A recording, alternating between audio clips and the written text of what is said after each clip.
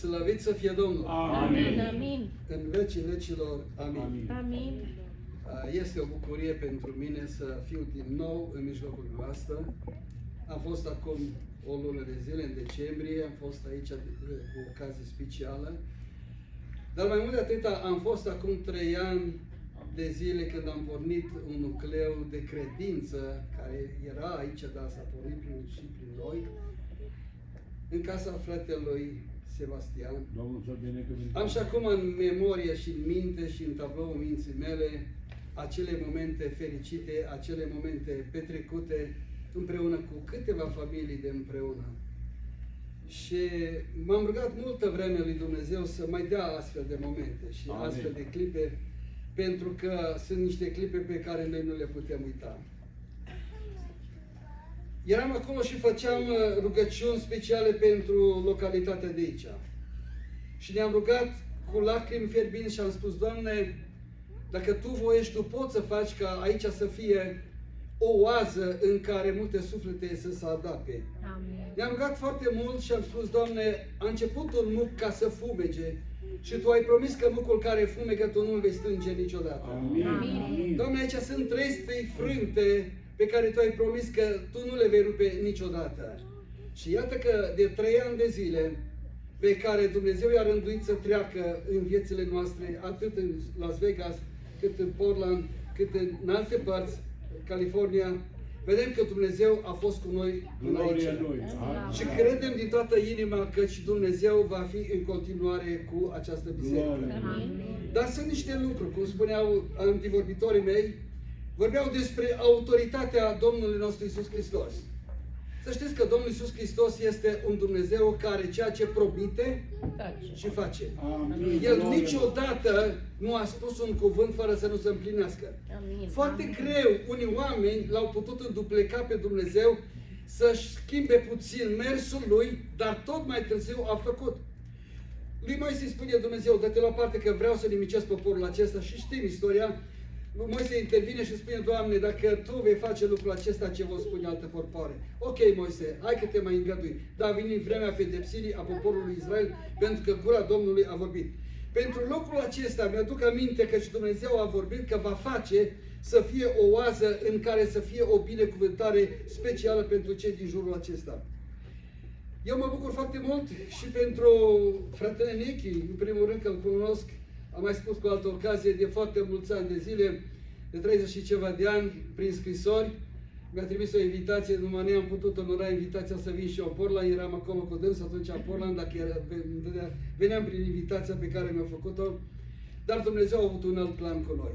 Dumnezeu ne-a trimis în locurile unde a avut El nevoie, Dumnezeu ne-a folosit, Dumnezeu ne-a chemat acolo și ne-a ținut pentru slujirile pe care Dumnezeu ne le-a dat ca să fie pentru noi acolo. Iubiții mei, cuvântul Domnului pe care, foarte scurt, doar în câteva minute, 4-5 minute, vreau să viu să întăresc ceea ce frații mei au vorbit până acum, autoritatea Domnului nostru Iisus Hristos. Și uitați autoritatea care Domnul Iisus Hristos o rostește pentru ucenici și astăzi o rostește pentru cei care sunteți astăzi în Biserica Domnului Maranata din Las Vegas.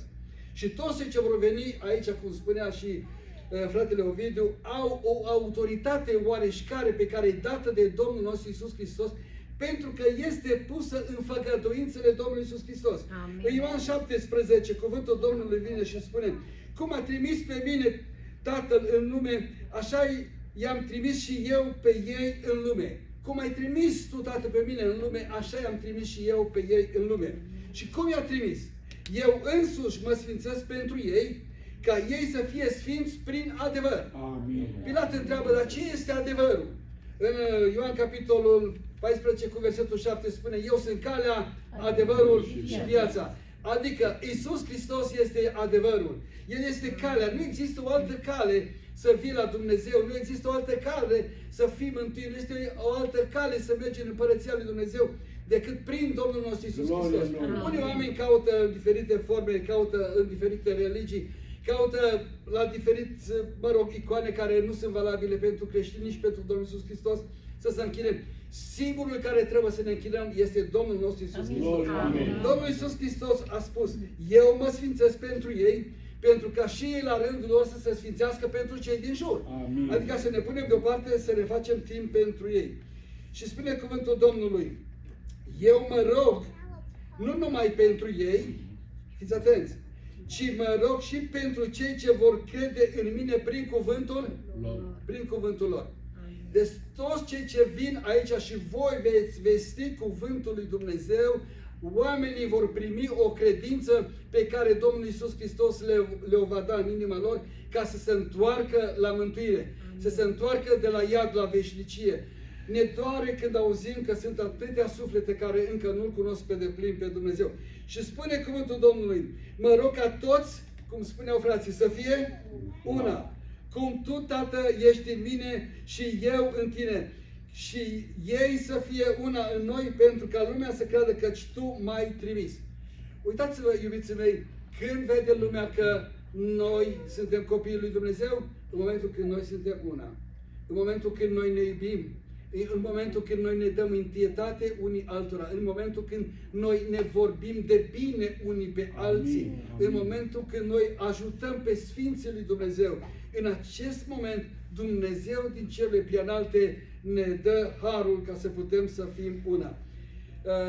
Cuvântul Domnului care l-a citit fratele Adi, eu am vrut să vorbesc numai din el, dar am zis prea frumos a fost vorbit despre autoritatea Domnului Iisus Hristos și nu pot ca să nu vorbesc un pic despre ce autoritate ne dă Domnul nostru Iisus Hristos.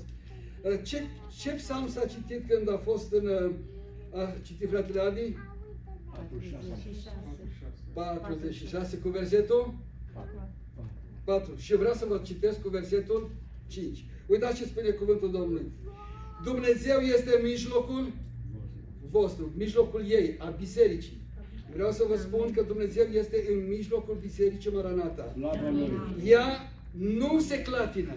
Fraților, orice valuri, orice altă învățătură, orice altă problemă va veni peste această biserică, rămâneți stari. Rămâneți stari în temelia pe care este Iisus Hristos, slăvit să fie numele Domnului. Ea nu se clatină, Dumnezeu o ajută. Amin. Dumnezeu o ajută. Amin. Dumnezeu adăpostește această biserică dacă rămânem tare în Hristos. Amin. Dumnezeu sprijinește această biserică Amin. dacă rămânem în Hristos. Amin. Dumnezeu ajută. De aceea spune cuvântul Domnului aici, ce nu te teme, eu sunt cu tine. Glorie. Eu sunt un râu de binecuvântare. Eu, spune cuvântul Domnului, sunt în mijlocul bisericii tale. Priviți doar câteva clipe lui Daniel. Știm povestea cu Daniel în groapa cu lei. Dumnezeu a fost cu el. Nu l-a scăpat de încercări. Voi nu credeți că veți fi scăpați de încercări. Încercările vor veni, dar Dumnezeu va fi cu voi. Amin. Uitați-vă la cei trei din groapa, din focul cu cuptor. Și ei au fost, uitați ceasul ăsta mă ispitește tare rău. Tare rău l-a spus acolo, că vreau să... Cei trei în cuptorul cu foc, ei nu au fost scutiți de încercări, ci ei au fost protejați de focul care împăratul l-a dat de 7 ori mai tare. Iubiții mei, orice provocare, orice foc va trece peste voi, că nu veți fi scutiți de încercări. După ce trece focul peste voi, aduceți-vă aminte căci Domnul vă va da biruință. Amin. Și Domnul va fi cu voi și Domnul vă va da semne și minuni în locul acestea. Amin. Dacă Amin. va fi ceea ce frații au vorbit înainte, unitate, va fi dragoste, va fi iubire, va fi pace, va fi bucurie. Amin. Rugați-vă neîncetat, spune Amin. cuvântul lui Dumnezeu. Și Domnul Dumnezeu să vă asculte. Eu mă scol noaptea de mai multe ori că eu îi auzeam pe bătrâni care spuneau, zice, eu mă scol de mai multe ori, dar de ce te scol? Pentru că sănătatea mea, zice, nu e bună. Eu mă scol de mai multe ori că am și listă de rugăciune și biserica de aici este pusă pe inima noastră să ne rugăm mereu și avem și alte liste de rugăciuni care vrem să ne rugăm și ne rugăm și pentru voi. Suntem alături de voi, vă binecuvântăm în numele Domnului. Amin. Și Domnul Dumnezeu să vă sprijinească, să vă ajute și ceea ce ați început, spune și în Psalmul 1, tot ce începe duce la bun sfârșit, dar cu Domnul împreună. Amin. Domnul să vă binecuvinteze. Amin. Haideți să facem o rugăciune. Vreau să fac o rugăciune specială pentru voi, pentru Biserica Agape. Nu la încheiere, doar nu mai fac o rugăciune și apoi frații vor continua cu încheierea. Tată din ceruri, în numele Domnului Iisus Hristos, suntem înaintea Ta în această dupămasă. Este o seară și o dupămasă binecuvântată de Tine. Doamne, îți mulțumim că în acești 3 ani de zile, de când, Doamne, ne-ai pus pe inimă să venim în Las Vegas și să căutăm pe frații noștri de aici, chiar dacă au fost puțini, Doamne, chiar dacă a fost un număr așa de mic și de neînsemnat și nebăgat în seamă, dar Tu ești Dumnezeu care orice ființă o bagi în seamă și o ridici, Doamne, la timpul și vremea potrivită. Mă rog ca să-i binecuvintezi, Doamne.